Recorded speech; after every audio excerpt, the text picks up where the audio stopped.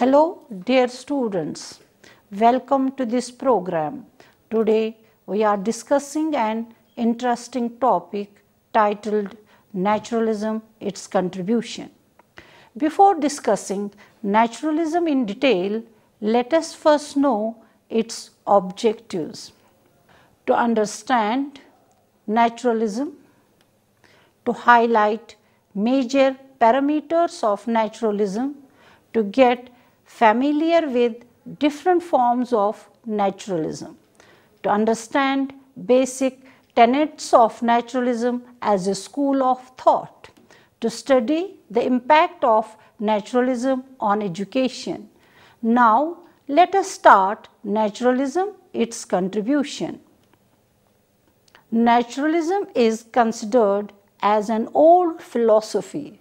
It is a school of philosophy which goes against idealistic principles and strives against humanism. Naturalism is a doctrine which separates nature from God, subordinates spirit to matter, and sets unchangeable laws as supreme. Naturalism is a philosophy of nature. It has been derived from the word nature or natural. According to this philosophy, nature is real, matter is real, and not the spirit. The prominent naturalist philosophers are Bacon Francis, Comenius John, Rousseau Jean-Jacques, Spencer Herbert, and Tagore Rabindranath, etc. Naturalism believes that reality and nature are identical and that beyond nature there is no reality. Material world is the real world.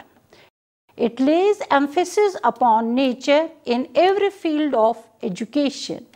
It puts forth that nature contains the normal and only final answer to all philosophical problems. It is said that all things on this globe are governed by nature. Nothing is witness beyond nature, behind nature, and other than nature. Nature is a self-sufficient entity having its natural matter, natural forces, and natural laws. Naturalists say that ultimate reality is matter which manifests itself in the form of nature.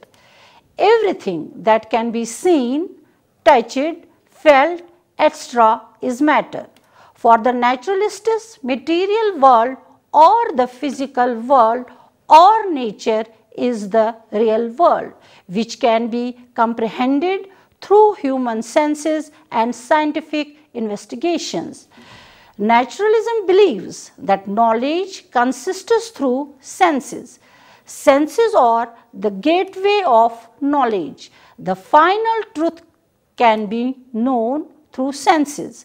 It is through senses that our mind, intellect establishes contact with external world. Naturalism believes in the direct knowledge of nature and not in bookish knowledge. Knowledge is empirical and experimental. Now, let us try to understand different forms of naturalism one by one in detail. Physical naturalism. Physical naturalism studies the process of matter and phenomena of the external world. It explains human activities and experiences in terms of material objects and natural laws. In other words, physical naturalists lay more stress on the external material phenomena than the conscious human being. According to this view, the external nature has complete hold on the life of human beings. Mechanical naturalism. According to mechanical naturalism, this universe is a lifeless huge machine which gets its form through matter and motion. Man is no exception and is also a cog in the machine. All movements of heaven and earth are, in the final analysis, attributable to the mechanical nature of the phenomena which is destined to move. In the movement of this machine, no mind or mental activity is required, nor any spiritual power is needed. In other words, mechanical naturalism has given rise to modern psychology of behaviorism. Biological naturalism. This form of naturalism is based on theory of evolution of Darwin. According to this theory, man has evolved from lower animals by a gradual process of development. Man is supreme product of this process of evolution. The advocate of this school uphold that heredity has a powerful influence on the nature and temperament of an individual human being. The process of evolution underwent a timeless growth and admits of some purpose in evolution. Biological naturalism subscribes to the following principles of evolution: adjustment and adaptation to environment for base survival, otherwise life would have become extinct. Struggle for existence, that is, life is a struggle in which adjustment helps it. Survival of the fittest, that is, only the fittest survive, others decay and die out. This form of naturalism exerts most prominent influence on the process of education. The main characteristics of this school of philosophy is: naturalism gives prime importance to nature, hence its call is back to nature. According to naturalists, the best teacher of child is nature. Hence, to develop the child according to his nature, education should provide natural environment. Naturalism has opposed mere academic knowledge and verbalism of books. They emphasized real education to be according to the nature of the child through natural interests and activities. According to naturalists, scientific knowledge is final. Scientific knowledge is of highest value and of utmost worth. Materialism is a reality. The real world is the material world. Naturalism has no faith in soul or spirit. Naturalism believes in struggle for existence, for survival. The aim of naturalistic education is to ensure complete development of individuality without any interference by the society. Stresses on autonomous development of man. Naturalists are very emphatic that all knowledge comes through the senses. Knowledge gathered through senses is more lasting. The impact of naturalism on education can be understood under the following heads. Naturalism emerged as a powerful revolt against traditional education. In the field of education, naturalism means the development of child according to his inherent nature. Nature of the child is internal, which means the basic instincts, tendencies, capacities and other inborn potentialities. According to naturalism, laws of nature should correspond and cooperate with the internal nature of the child for his full natural development. Naturalists believe that instead of forcing knowledge into the mind of the child, the educational process should inspire the child for self-acquiring and self-learning. Follow nature is the slogan for effective education. Naturalism on aims of education. The aim of education, according to naturalism, is self-preservation and self-expression.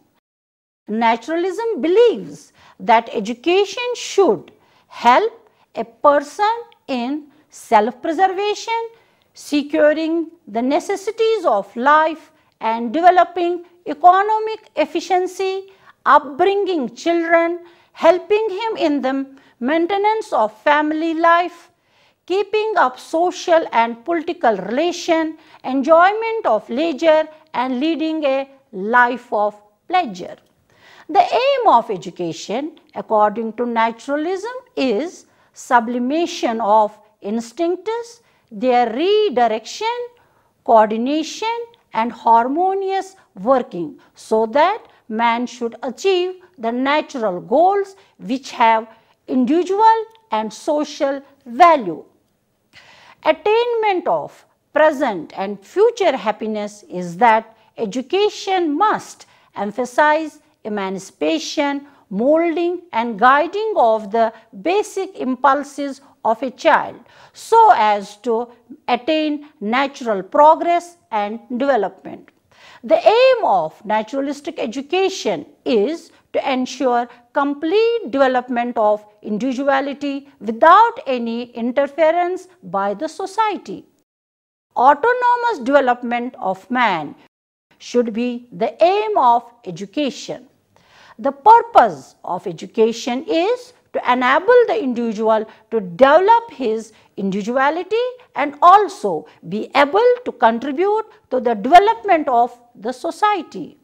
The naturalists of all the brands are, however, unanimous that education is the process of development of the child into a joyful, rational, harmoniously balanced, useful and natural child. Naturalism on curriculum. Naturalism considers a child as an important part of education. Therefore, curriculum must be child-centered so that a child may lead a happy life by fulfilling his present and future needs. As such, naturalists regard religious education as useless. According to them, curriculum should consist of subjects and items which reflect the inborn tendencies, natural interests, natural activities, individual differences and sex problems of children so that they develop their individuality naturally and normally. Naturalist advocates the science which deals with nature, physics, chemistry, zoology, botany, etc. because the physical science are the benefactors of humanity.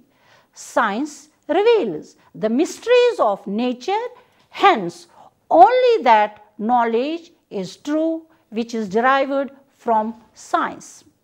Moral education should be given through experiences rather than through instructions. As we should teach according to the rhythms of nature, so we should punish as nature punishes. Liberal education is recommended by naturalists because they do not believe in specialized education. Naturalism on methods of teaching. Naturalism in methods of teaching represents a revolt against old traditional system of education. Instead of sticking to old dogmatic methods, naturalism emphasized more dynamic and more progressive methods. A direct experience with nature, things and men is the keynote of instructions according to naturalists. Naturalists believe that all knowledge must emerge out of actual situation and experience. proper method of imparting scientific knowledge is through observation and experimentation and not by chalk and talk methods. Naturalists advocate play-way method of teaching, which gives training of senses. It is the form of direct experience that makes learning interesting. Play must, of course, suit the nature of the child. It is contended that man does his creative work in the true spirit of play. Play-way is therefore regarded as the natural and outstanding method of creative education.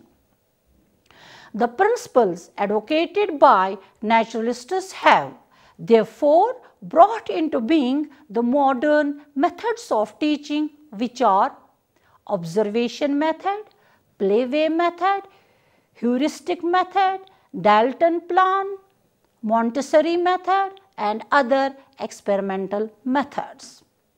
All these methods are self-learning methods, and as such they are very effective and purposeful. Naturalists are not in favor of keeping the child under control. They want an ideal environment of freedom for the development of the growing child. They disfavor unnatural classroom methods and hate any type of rigidity in the daily timetable. Naturalists are of the view that education should be planned according to the nature of the child, that is, according to his abilities, interests, attitudes, and needs.